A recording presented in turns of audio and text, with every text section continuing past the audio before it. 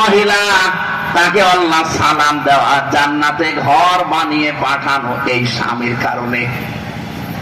সারাটা জীবন পড়ে দেখলাম উনি কোনোদিন এক ওয়াক্ত নামাজ পড়েননি, একটা রোজা রাখেননি জীবনে কোনোদিন, একদিনের জন্য পর্দায় ছিলেন না খাদিজা, এক জীবনে একটা হজও করেননি, একটা টাকা কোনোদিন যাকাতও দেননি। কারণ এই বিধানগুলো সব নাজিল হয়েছে তার ইন্তেকালের পরে, এই জন্য উনি পাননি। এরপর আল্লাহ তাকে সালাম দিলেন, জান্নাতে ঘর বানিয়ে সুসংবাদ পাঠিয়ে দিলেন। একটাই কারণ ছিল, ওই 27টা কারণ বলতে গেলে আমার শিক্ষা হবে না, আমি একটা বলছি। তিনি জীবনে যতদিন স্বামীর সংসারে ছিলেন, মুহাম্মদ রাসূলুল্লাহ তার স্বামী, কোনো দিন একদিনের জন্যও স্বামীর মনে তিনি দুঃখ দেননি। এখানে যত স্বামী বসে আছেন আমি সহ গ্যারান্টি দিয়ে বলতে পারবেন আল্লাহর দিকে তাকিয়ে যে জীবনে কোনোদিন সাংসারিক জীবনে একদিনের জন্য আমার বউ আমাকে দুঃখ দেয়নি, কষ্ট দেয়নি।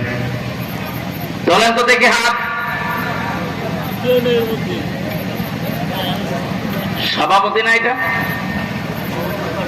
এইটা সভাপতিও হাত তুলতে পারিনি, তার মানে ঝামেলায় আছে। আমিও তুলতে পারলাম না, আমি মিথ্যা কথা বলবো কেন? কি আশ্চর্য মা বোনেরা, ভিডিও দেখতেছেন আপনারা, কি চিন্তা করে দেখেন, এখানে হাজার হাজার স্বামী বসে আছে, একটা স্বামীও হাত তুলতে পারেনি। কারণ আমি কসম দিয়েছিলাম আল্লাহর নামে, মিথ্যা কথা বলবে কি করে?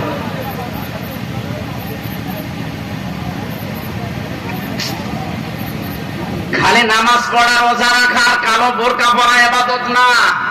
মেয়েদের যত গুরুত্বপূর্ণ ইবাদত আছে তার ভেতরে অন্যতম তার স্বামী। আপনি পুরা কোরআন শরীফ খুলে পড়ে দেখেন, আমি যে কতবার পড়েছি পুরা কোরআন, একটা জায়গায় কোন স্বামীওয়ালা মহিলার নাম আমি পাইনি। আসিয়ার নাম আল্লাহ কোরআনে দেয়নি, ইমরাতা ফেরাউন দিয়েছে। কিন্তু এই মহিলার নাম আল্লাহ কোরআনে দিলেন, কারণ এই মহিলার নাম কোরআনে আছে, তার স্বামী ছিল না দুনিয়ায়। মারিয়াম নাম কি বলেন বলেন? যে মানুষের স্বামী ছিল তাদের নাম আল্লাহ কোরআনে দেননি। হ্যাঁ, স্ত্রীর নাম স্বামীর সাথে জুড়ে দিয়েছেন। আবু লাহাবের স্ত্রীর নাম আছে ইমরাতুহু, লূত নবীর স্ত্রীর নাম আছে ইমরাতা লূত, কিন্তু নাম নেই। বলেন তো আল্লাহ কি লূত নবীর স্ত্রীর নাম জানতেন না? বলেন বলেন। আবু লাহাবের স্ত্রীর নাম উম্মে জামিল, জানতেন না আল্লাহ? কেন নাম দিলেন না? মেয়েরা এখানে স্বামীর গুরুত্ব দেবেন। এখান থেকে আমি আরেকটা শিক্ষা পেয়েছি। আজ বহু মানুষ এই দেশে আমি দেখি, এটা রেকর্ড হচ্ছে এই জন্য বলছি, এরা বলে হুজুর আমি নামাজ পড়ি, রোজা রাখি, আমার বউ পর্দায় থাকে, আমার ব্যবসা হালাল, আমি কোন ঝামেলার ভেতরে নেই। এটা দ্বারা ও বোঝাতে চায় যে এই দেশে যে রাজনৈতিক বিষয়গুলো এর ভেতরে আমি নেই, আমি ভালো মানুষ। আপনি একটু সূরা আরাফ 8 নাম্বার পারা 20 নাম্বার পৃষ্ঠা 3 নাম্বার লাইনের 83 নাম্বার আয়াত একটু বাড়িতে আজকে মিলাবেন তো। আমি আবার বলছি, সূরা আরাফ 8 নাম্বার পারা 20 নাম্বার পৃষ্ঠার 3 নাম্বার লাইনের 83 নাম্বার আয়াত। যত তাফসীর বাংলাদেশে আছে আমি অন্তত 42টার উপরে মিলিয়েছি, সব মুফাসসির আয়াতের ব্যাপারে একই কথা দিয়েছেন। আপনি বাড়িতে আজকে মিলাবেন, আপনি দেখবেন আপনি কোন কোন স্তরে আছেন।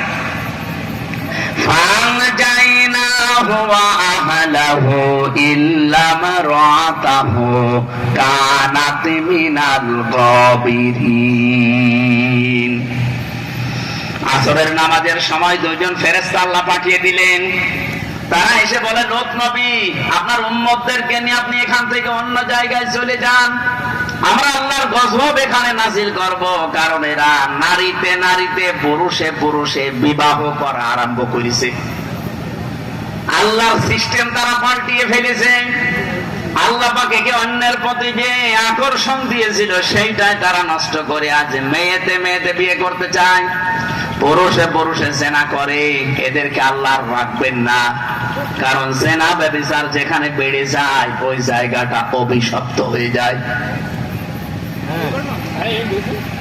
মাগরিবের সময় এখানে আমরা গজব নাযিল করব, কিন্তু সাবধান, ইল্লাম রাতাহু, আপনার স্ত্রীকে আপনি নেবেন না, কানাত মিনাল গাবিরিন, সে পশ্চাৎগমনকারীদের অন্তর্ভুক্ত।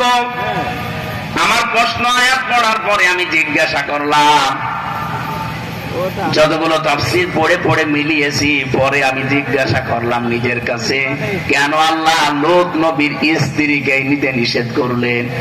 অথচ তার যাদের সংসার করছেন, ছেলে মেয়ে হচ্ছে, তার বাড়িতে একাধারে খাবার খায় একসাথে, এক ছাদের নিচে, অথচ গজব নাযিল হওয়ার সময় উম্মতদেরকে নিতে বলেন, নিজের স্ত্রীকে বাদ দিতে বলেন। সাতক্ষীরাবাসী বিবেক খাটান, বুদ্ধি খাটান, বলেন তো লূত নবীর স্ত্রীর চরিত্র খারাপ ছিল? বলেন না। না, এই পৃথিবীতে কোন নবীর স্ত্রীর চরিত্র খারাপ ছিল না, তার চরিত্র হীনা ছিল না, কারণ কোন হারাম রক্তের ভেতরে আল্লাহ নবীদের রক্ত প্রবেশ করার নাই।